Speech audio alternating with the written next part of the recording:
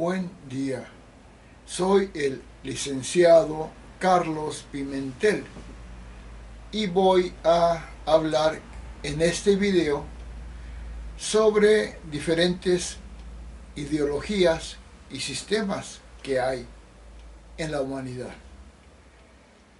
Si te gusta este video, al final del mismo dale un clic en suscribirte para que te siga enviando mucha información que te puedo proporcionar.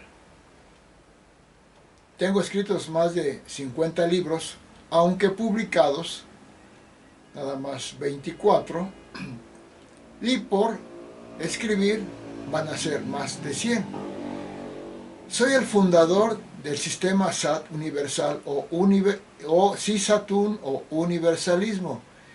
Soy el creador de la teoría transicionista, el creador de la teoría del Homo Humanis, el creador de la teoría de la clasificación estructural de la personalidad, el fundador de géneros literarios deformados, el escritor de educación básica integral, el de bases sociológicas de la educación, de novelas, de astrología, de personajes, uno que se llama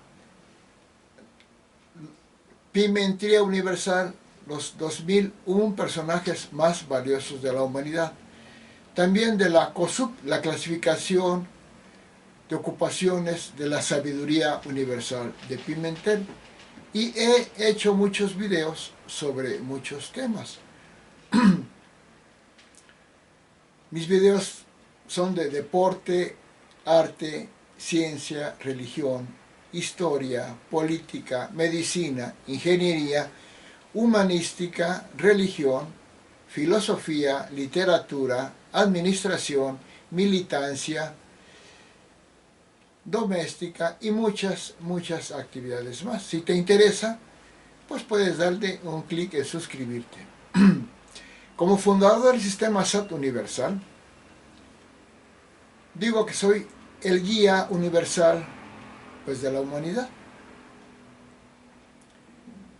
Y para no seguir hablando de este inicio, voy a hablar de varios sistemas o ideologías. Te comento que no lo tengo preparado para hacer el video. Voy a hacer únicamente uso de mi memoria. Por lo tanto, puedo tener algunos errores de memoria, alguna cosa que diga que no fue. Pero eso no cambia que la esencia de lo que estoy diciendo es veraz y verídica, o verídica. Voy a hablar de sistemas, ideologías, corrientes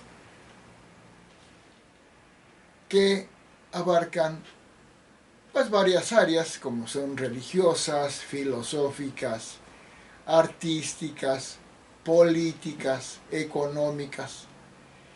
Y te comento que con esto vas a tener una gran sabiduría.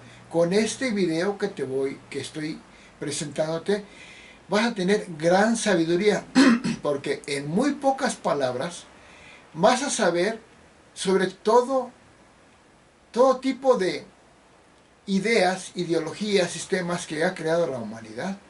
Es muy importante. Y yo te lo ofrezco, te lo facilito con un video para que sepas de todo con respecto a sistemas e ideologías.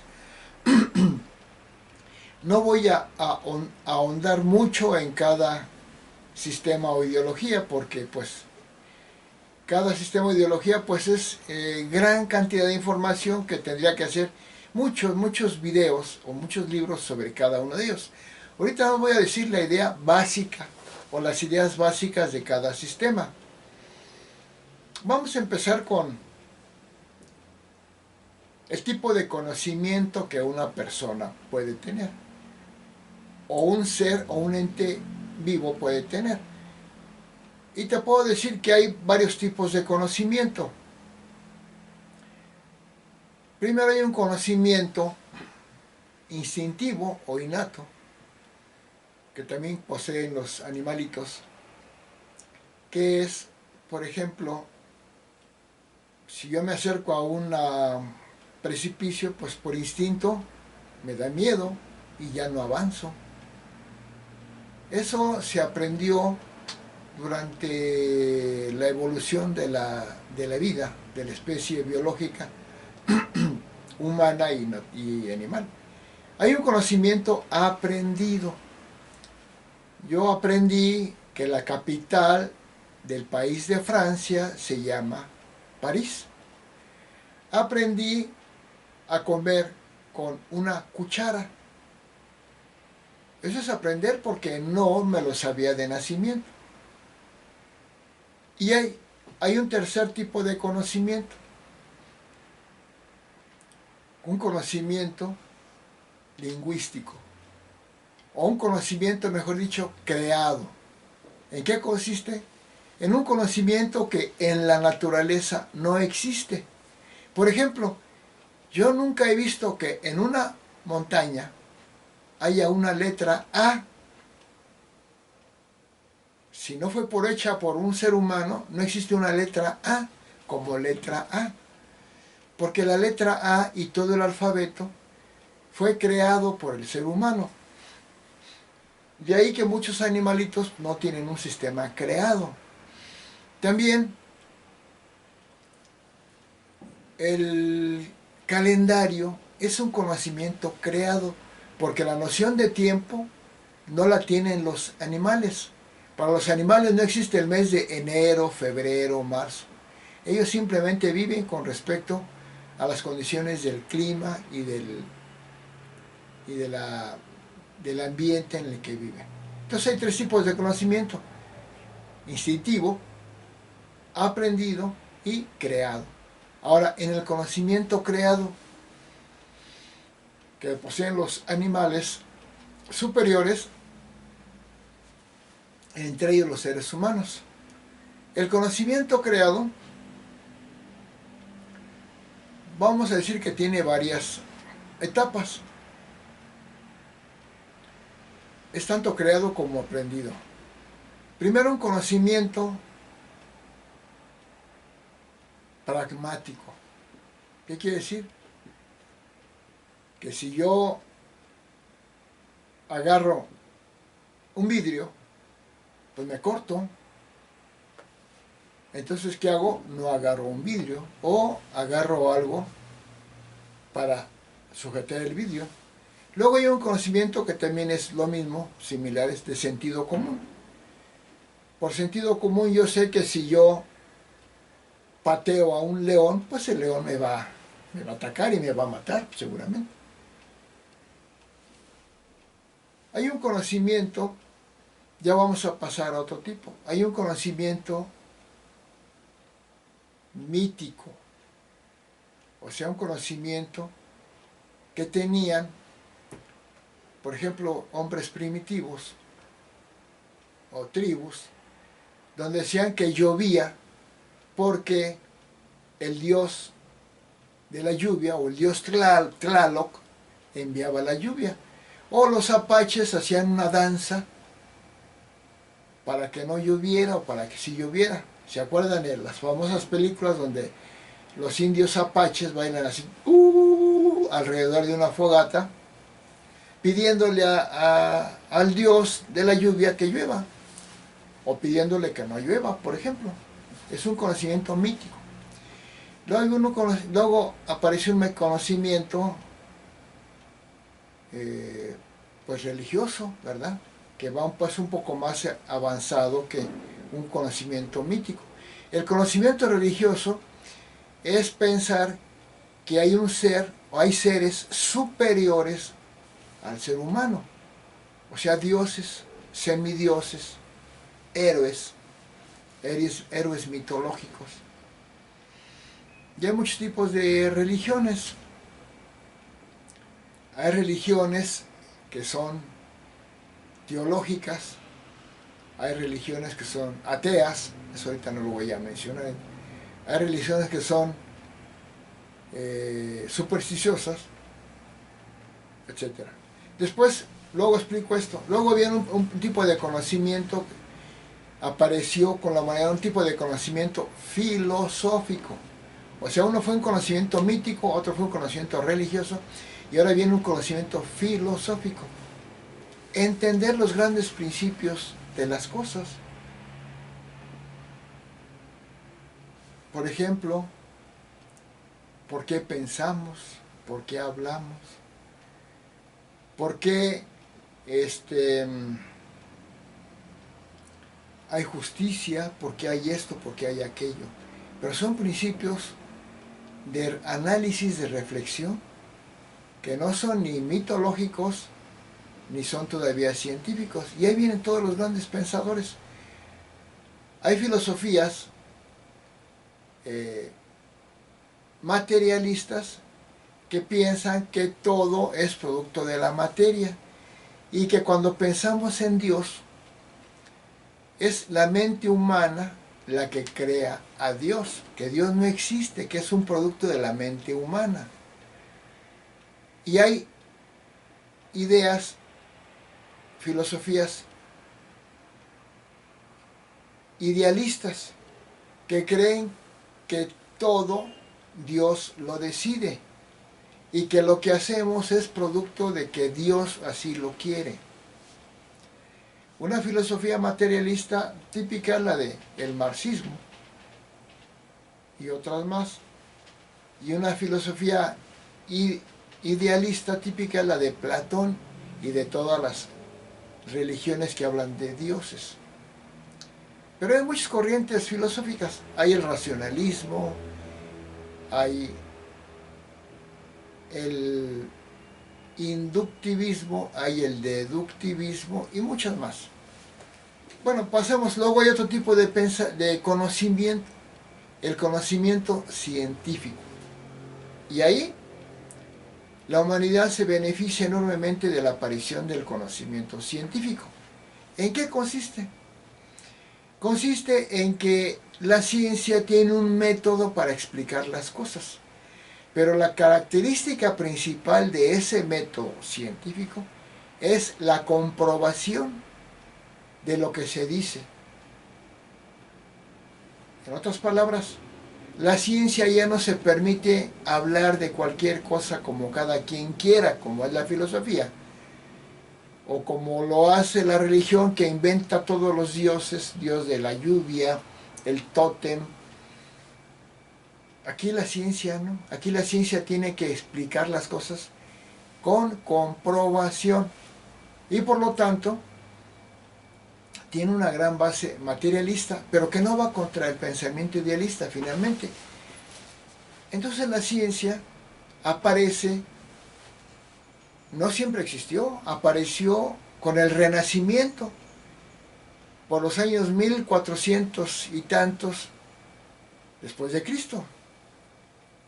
Apareció como sistema en Italia, en el Renacimiento, cuando aparecieron, y luego siguió en muchos países europeos primero, donde empezaron a ver que para poder avanzar en el conocimiento de la naturaleza y de la sociedad había que explicar con mayor precisión los sucesos y los hechos y las cosas, y solamente el conocimiento científico lo permitiría.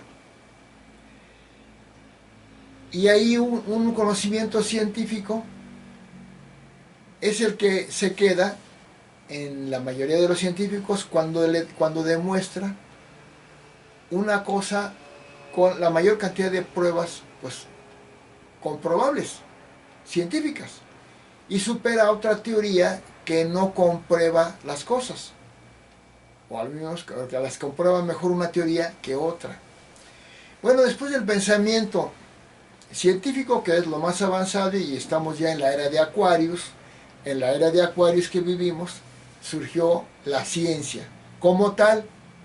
Mucha gente le llama ciencia a hablar de la naturaleza. Soy científico porque hablo de las plantas, hablo de los rayos, hablo de la lluvia. No es el tema lo que lo hace científico. Lo que lo hace científico es el método. Porque yo puedo ser científico y hablar de fantasmas, ¿Cómo? Investigando con pruebas comprobables la existencia de fantasmas.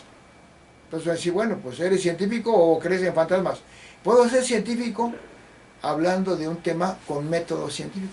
O puedo ser mitológico o mítico o fantasioso, hablando de la materia, de la vida, de las manzanas. Si soy científico, uso un método científico, demuestro cómo está estructurada la manzana, con la química y con todo, con la biología. Y si soy supersticioso, voy a decir que la manzana fue hecha por la mente humana que la creó y todo. Entonces, es el método. Entonces, lo más avanzado de la humanidad es el método científico. Pero no va en contra de la filosofía, ni va en contra de la religión. Que quede claro. Pero cada cosa debe ubicarse en su lugar. Ahora, después de esto,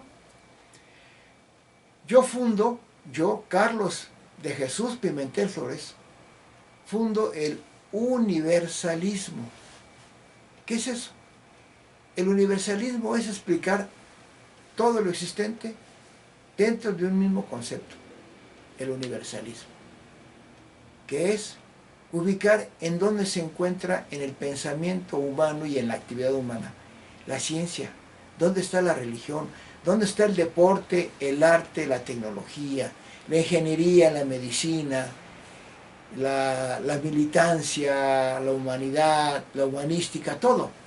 Pero no como una ensalada de cosas, no por decir así, echar en un cajón todo eso, revolverlo y decir que soy universalista. Eso es ser ecléctico. Y no está mal, qué bueno es saber de todo. Pero el eclecticismo es hablar de todo, juntar todo, pero sin ningún sistema que lo integre. Y el universalismo es integrar todo con un mismo sistema coherente, lógico, científico y a la vez filosófico y a la vez religioso espiritual. Y se requiere de conocer una gran filosofía y un simbolismo.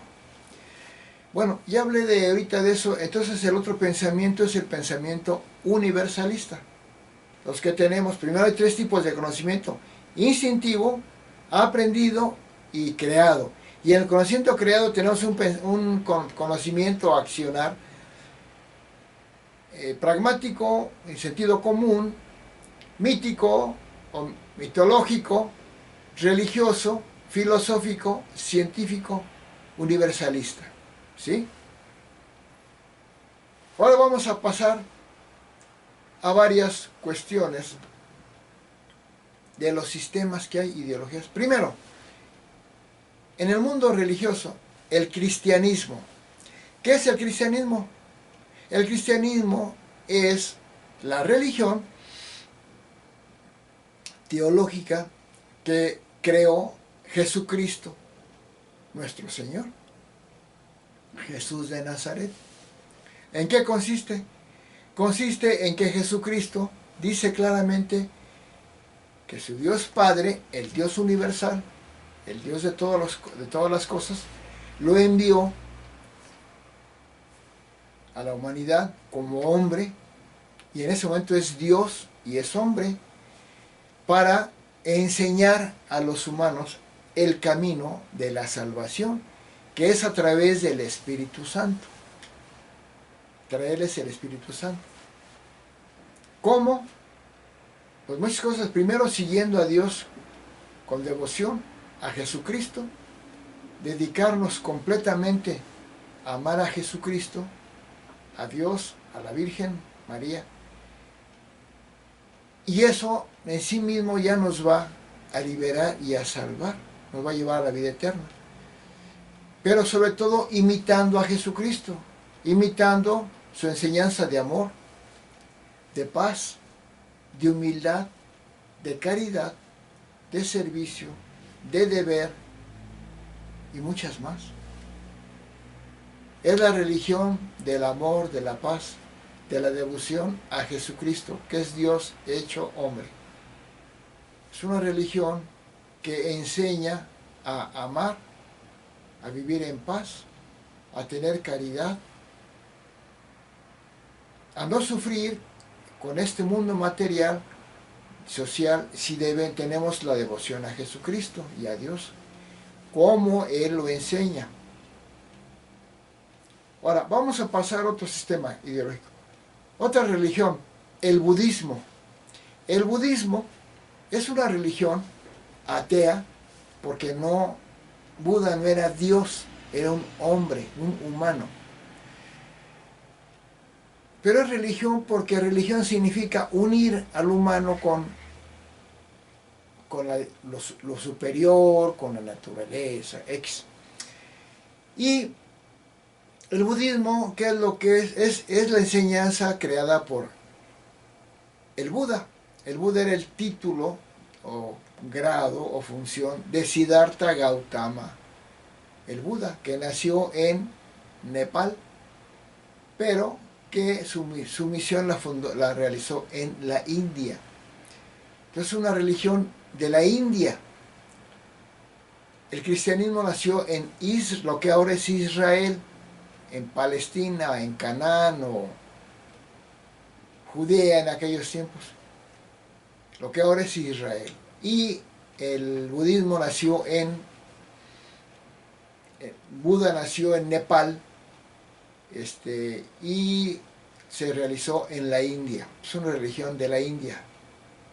Consiste en que Buda encontró que la paz interior, la trascendencia del ser humano es el nirvana. Comento, y en el cristianismo es la santidad, la salvación. En el budismo es el nirvana. ¿Qué es el nirvana? También llamado iluminación. El nirvana es la eliminación de todo sufrimiento. ¿Cómo se logra?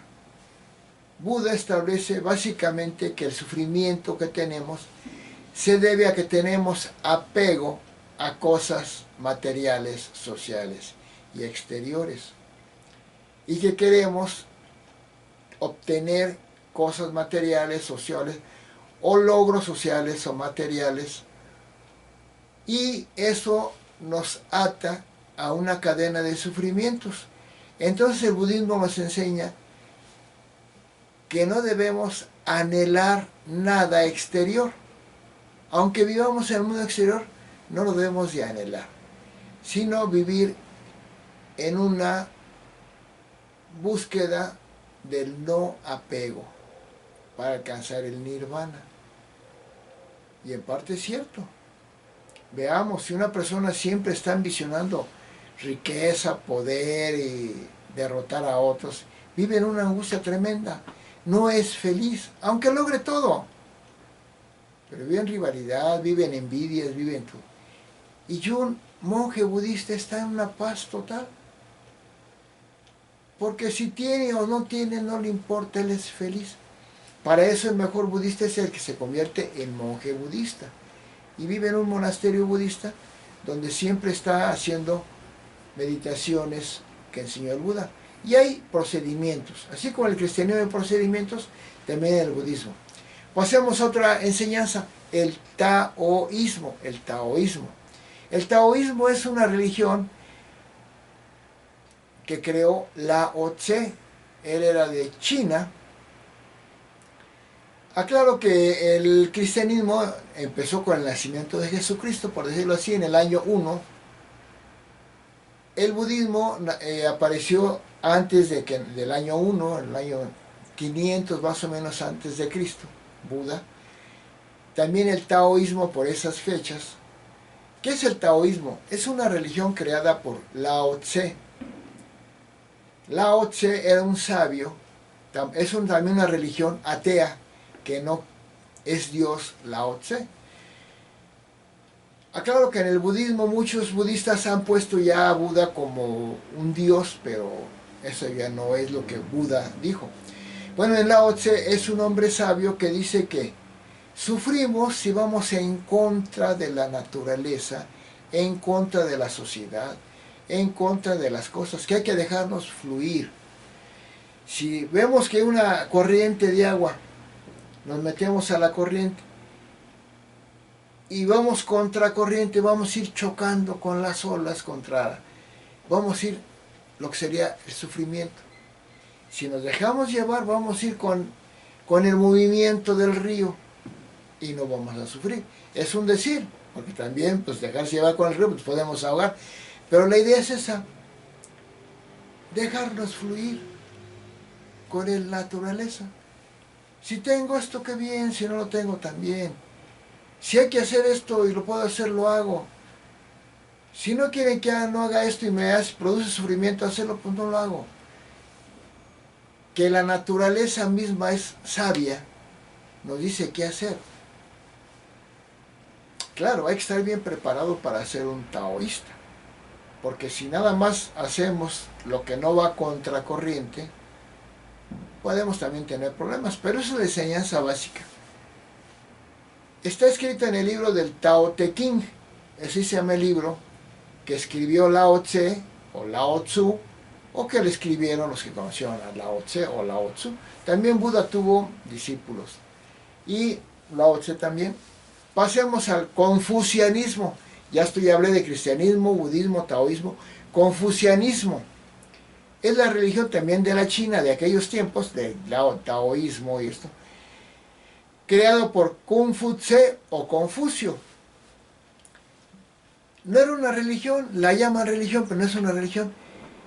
El confucianismo es una doctrina del buen comportamiento, una doctrina moral, básicamente. Y Confucio nos dice una serie de cosas morales que hay que hacer. Por ejemplo, dice, es un decir, no sé si lo dice o no, es una explicación general. No hay que robar. Robar es algo negativo. Es un ejemplo. O dice, no hay que golpear a nadie. Hay que estudiar. O sea, es una serie de enseñanzas del buen comportamiento, del buen actuar, pero con tintes míticos, con tintes de grandiosidad. Y es bueno saber de confucianismo para ver cuáles son esos principios. Claro que lo que en ciertos tiempos o lugares era lo correcto, pues no siempre es lo correcto en otros tiempos y otros lugares. Pero sí es una cosa, lo que es correcto sí nos produce un bien de inmediato o a la larga. Y lo que está mal nos va a producir un mal de inmediato o a la larga. Todos sabemos lo que es hacer bien. Yo sé que no es hacer bien robar, lo sé, pero si robo, no quiere decir que no lo sepa. Robo porque quiero robar, estoy haciendo algo mal. Esa es la idea básica del confucianismo. Vamos a pasar a otra. El Islam, o la religión del Islam, o de Mahoma, o de musulmana, el Islam. El Islam surgió en el año, cuando nació Mahoma, por el año 600 y tantos después de Cristo. De estas religiones que he dicho es la más reciente. Y Mahoma, que sabía que ya existía el cristianismo y el judaísmo, era un hombre que vivía en la zona de Arabia, de las caravanas árabes de aquellos tiempos, y que dice, pero se ha comprobado que no, que recibió un mensaje, bueno, en sueños sí, del ángel Gabriel, de que creara propiamente una religión o una enseñanza. En aquellos tiempos había en esa zona muchas creencias, muchos dioses. Uno de tantas creencias y grupos y dioses era Alá. Mahoma escogió a Alá como el Dios sobre los demás. Y copió básicamente lo que era la Biblia, se basó en la Biblia y supo de cristianismo, de Cristo. Copió la Biblia pero la deformó, porque luego dice que lo que dice la Biblia no es correcto, pero si se basó en la Biblia pues hay una contradicción. Mahoma finalmente une a muchas tribus de la zona con esta enseñanza con esta idea y se hace pasar por el profeta. Es el último profeta, dicen los musulmanes, y crea una serie de preceptos, y lo escriben sus seguidores, o él, no sé, en un libro que se llama el Corán, que es el libro sagrado de ellos. Y ahí, escrito en suras o enseñanzas breves o largas, dice lo que debe ser la adoración a Alá.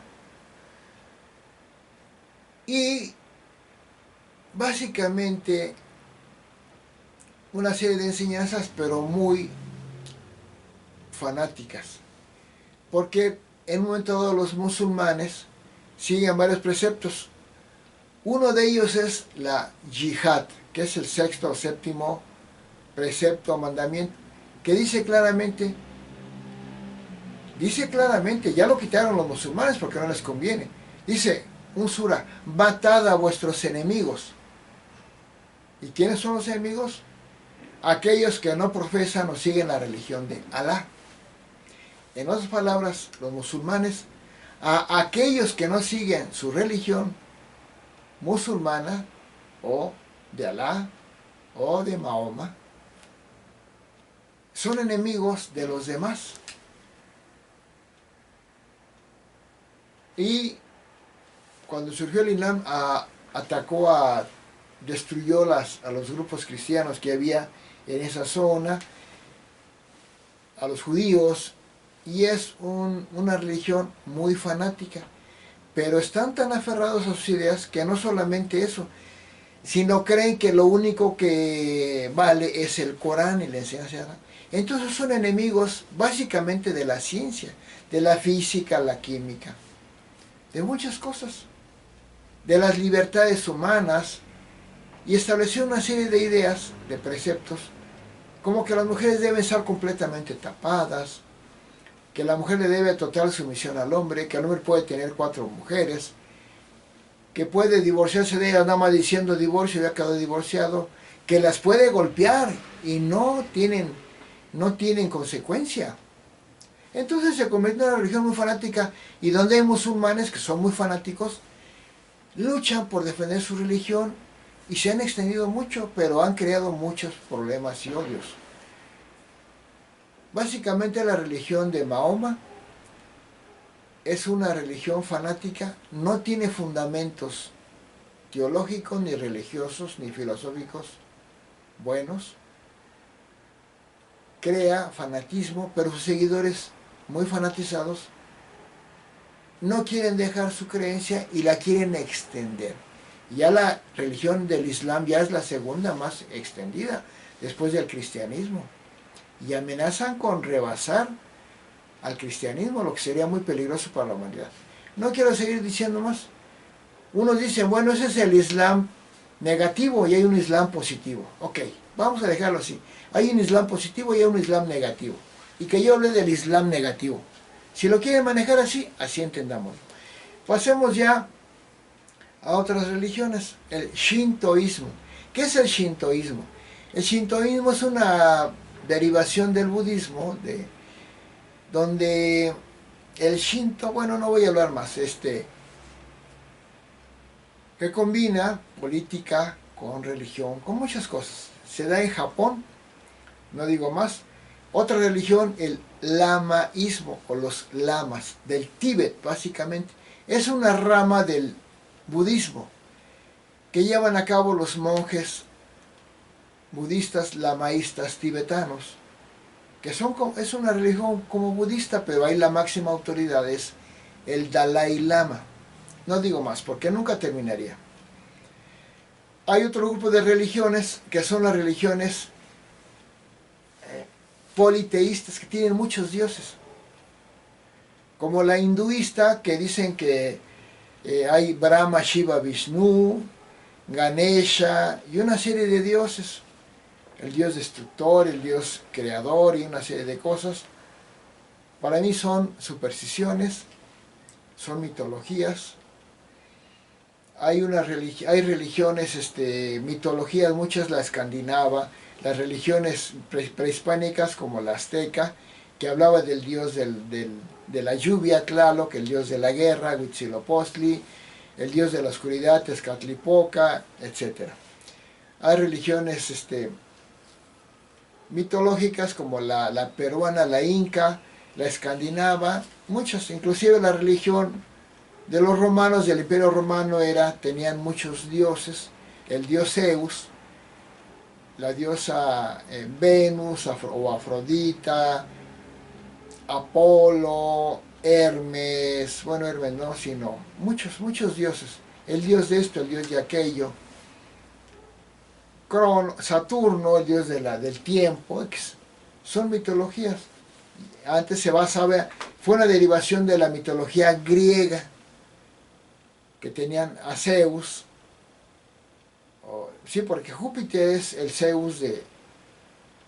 Júpiter, Zeus en Roma se convirtió en Júpiter. Bueno, son mitologías, no tiene caso hablar mucho. Y otras religiones son el animismo, es lo más primitivo, por decirlo así. ¿En qué consiste? La tienen los aborígenes, las tribus, que creen que en el árbol está un Dios que le da una esencia al árbol, una esencia divina. No lo ven como simple materia, ni como un ser vegetal, sino que tiene una vida. O que el agua también tiene, el fluir del agua tiene que ver con Dios. O que el sol es Dios, no como un simbolismo, sino como que es Dios mismo. O tienen sus tótems, que tienen una cara de búho y de águila y de... Todas aquellas religiones animistas han visto a los animales como dioses. Todavía en la India siguen creyendo que la vaca es sagrada.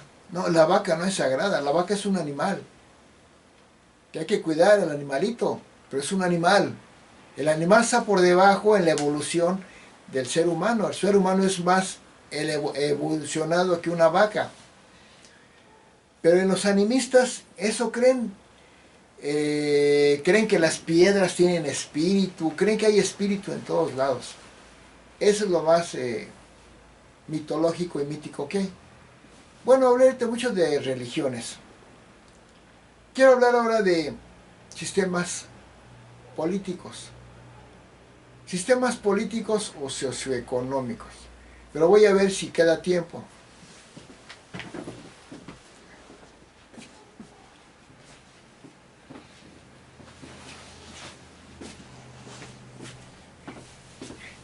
Bien, vamos a seguir con sistemas sociales y económicos. Primero, los que están conocidos actualmente. Están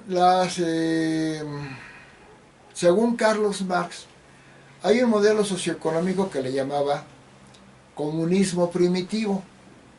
Que al principio de la humanidad, todos los humanos, como había poca producción, eran iguales y se compartían lo que había, y había un comunismo primitivo.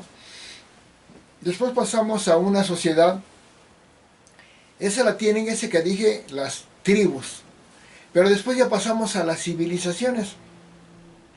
En las civilizaciones, el primer tipo de sistema socioeconómico en la civilización en Egipto fue el sistema despótico tributario. ¿Qué quiere decir?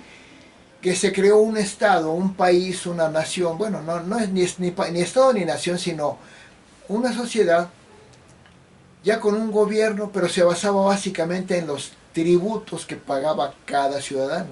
Pero era despótico, era obligatorio, con mucha crueldad.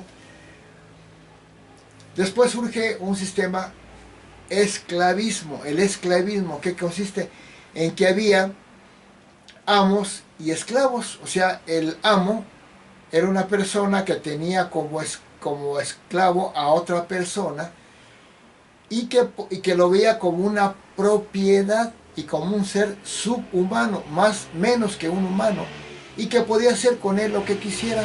Lo podía vender, lo podía encerrar, podía tener sexo con esa persona, Y nada de esto, no tenía derechos el esclavo, simplemente era producto del amo, que podían ser bastante crueles. Y un amo puede tener muchos esclavos. Eran dos grupos, los amos y los esclavos. Luego había lucha de clases y todo, pero ese sistema básicamente, el esclavismo. ¿Dónde prosperó? En Grecia, también en Roma y en muchas sociedades de la antigüedad. En Egipto, sobre todo, ahí era una ciudad muy esclavista. Después de la sociedad esclavista, llegamos al sistema feudal, el feudalismo. ¿En qué consiste? Que desaparecen los esclavos y los esclavos se convierten en siervos. Entonces hay dos clases básicas: los señores feudales, o los señores, los feudales, y los siervos. ¿En qué consistía? En que los señores feudales también tenían como propiedad a los siervos, pero no eran tan propiedad como los esclavos. Tenían ciertas libertades, ya no era propiedad absoluta del amo. Aquí el señor feudal tenía a sus siervos. A los siervos les daba una parcela, o sea, un pedazo de tierra, donde construían su casa y le trabajaban todo para el señor feudal. Entonces un señor feudal tenía muchas parcelas con muchos siervos. Los siervos podían estar casados hijos, tener cierta pequeña libertad, pero le debían total obediencia todavía al señor feudal. Y el señor feudal podía acostarse con la mujer de un siervo y no podía protestar el siervo, porque era el siervo, o sea, no. Eso era porque el sistema era básicamente rural. Todavía no había muchas ciudades, eran muy pequeñas. Y había una jerarquía de señores feudales. Desde digamos que el caballero, luego no sé si el duque, el marqués, el conde, eran grados de señores feudales. Luego del conde venía, pues creo que ya venía el príncipe, luego el rey. El rey dirigía a todos los señores feudales de una región. Se convertía como integraba una especie de nación que todavía no había como tal. ¿Y en qué se basaban? ¿Por qué le rendían obediencia? Porque el rey se encargaba de hacer ejércitos, tomando siervos de un conde, que tenía un marqués, un duque, para luchar contra otros feudos o contra otros señores feudales, y eso le daba la autoridad. Ya en ese tiempo ya surgía ya la iglesia de Cristo. Ese fue el feudalismo, básicamente era rural. Después aparece el llamado capitalismo. ¿En qué consiste? En el feudalismo, el siervo únicamente era productor básicamente de productos agrícolas, agropecuarios, y unos que otros servicios como costura, elaboración de trastes, de ropa, pero totalmente dirigidos por el señor feudal. Pero el señor feudal, fíjense, el señor feudal se hacía de cosas, por ejemplo, de telas, de alimentos, de muebles, en un lugar que se llamaban burgos. En esos burgos sí había algunos trabajadores que fabricaban zapatos, por ejemplo, o fabricaban platos, o fabricaban mesas. Y esos burgos había esos artesanos, eran artesanos. En esos burgos llegó un momento en que un grupo artesanal crecía y había uno de ellos, una persona, que decía: si junto a todos estos artesanos para un mismo negocio, a cada uno le voy a distribuir una parte del trabajo. Por ejemplo, si hacen zapatos, a Juan le voy a decir que él haga las suelas, A Roberto que haga las agujetas. A Francisco que pegue las suelas. A Rubén que pinte el zapato. Entonces todos hacían una parte. Y el que coordinaba todo era el sistema como de manufactura empezaba. Y ese jefe de los artesanos se empezó a dar cuenta que le convenía porque los trabajadores concretos perdían el control total del producto. Por ejemplo, un zapatero artesano antes hacía el zapato completo y lo entregaba y le pagaban y sabía cuánto ganaba y cuánto había gastado. Cuando el jefe de la manufactura divide el trabajo, el que hace las suelas ya no sabe exactamente cuánto costó el zapato completo. El que hace las agujetas tampoco. El que sí sabe es el dueño de la pequeña taller manufacturero. Y se da cuenta que con eso empieza a agarrar dinero sobrante. O sea, le paga a cada trabajador lo que hace, pero agarra un poquito de cada uno y empieza a hacer una bolsa de dinero. Con esa bolsa de dinero vuelve a comprar todo y al rato la bolsa se va haciendo más grande y empieza a contratar gente. Los trabajadores pierden la noción de la ganancia del producto hasta que este se convierte ya en un empresario, en un capitalista, porque surge el capital. Ese dinero que le quita a cada trabajador y que se lo sumado le da una riqueza, lo hace que empiecen a crecer sus empresas, que su taller se haga más grande y luego se haga una fábrica y luego más grande, y entonces se empieza a ser rico.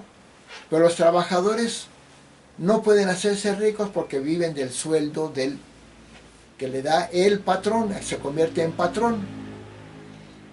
Pero tienen trabajo y se conforman, y si un trabajador se rebela porque le paga menos el patrón lo puede correr, porque sabe que hay otro que quiere el trabajo porque necesita el dinero y le da el trabajo a ese. Entonces, el trabajador nada más tiene lo que le llama Carlos Marx su fuerza de trabajo, su capacidad de trabajar.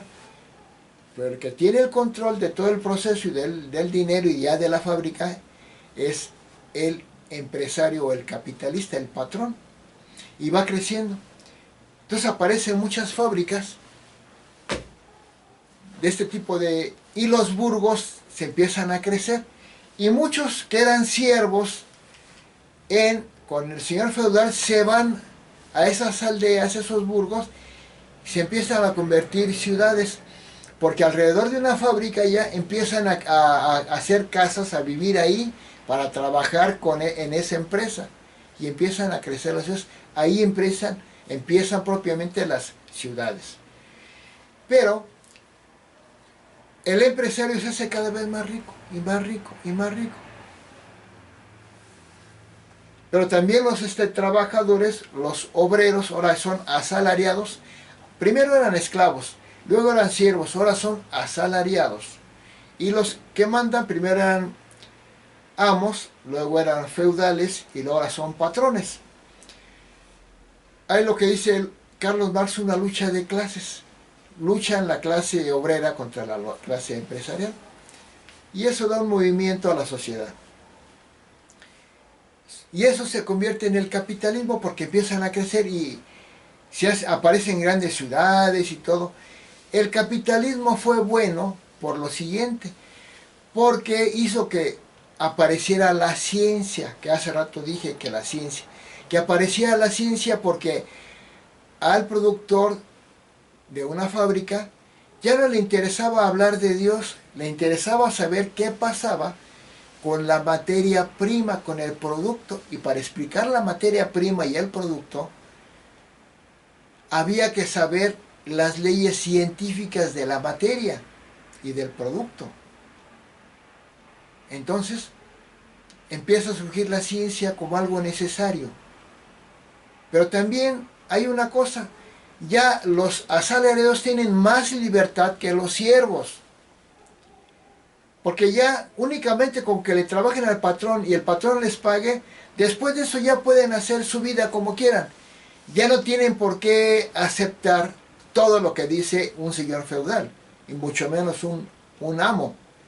Ya nada más lo que le deben al patrón es su trabajo y el salario que les da.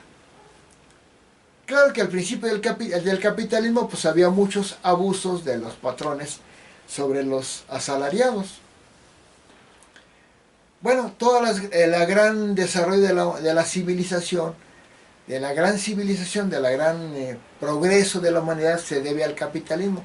Le debemos mucho porque crea las libertades, crea la ciencia, la tecnología, y gracias al capitalismo existen aviones, automóviles, televisiones, radios, celulares, porque el capitalismo creó todo eso, pero también hay libertades, porque aparecen las ciencias. Ya surge la ciencia de la sociología, de la economía, de la psicología, de todo. Es un gran avance de la humanidad. Pero hay que controlar tal vez todavía el abuso que hacía el patrón sobre el asalariado. Y surge Carlos Marx en Alemania, entre 1800 y 1900, surge Carlos Marx, creo que es en ese periodo, que se da cuenta de esta dinámica, lo que es el capital, cómo el patrón se hace rico con la plusvalía, lo que le quita a cada trabajador. Y que eso hace que hay una gran diferencia entre los ricos patrones y los asalariados que tienen fuerza de trabajo, o pobres, pero no siempre pobres, sino de clase media. Y quiere que no haya esa lucha de clases, pero él explica primero científicamente esas etapas: esclavismo, feudalismo, capitalismo, y propone el socialismo. Es el gran científico social, Carlos Marx. Entonces, explica esto, entonces él propone un sistema socialista.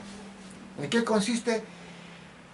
En que ya no haya tanta libertad como en el capitalismo, sino que aparezca una igualdad, en la que no haya tanta diferencia entre unos y otros.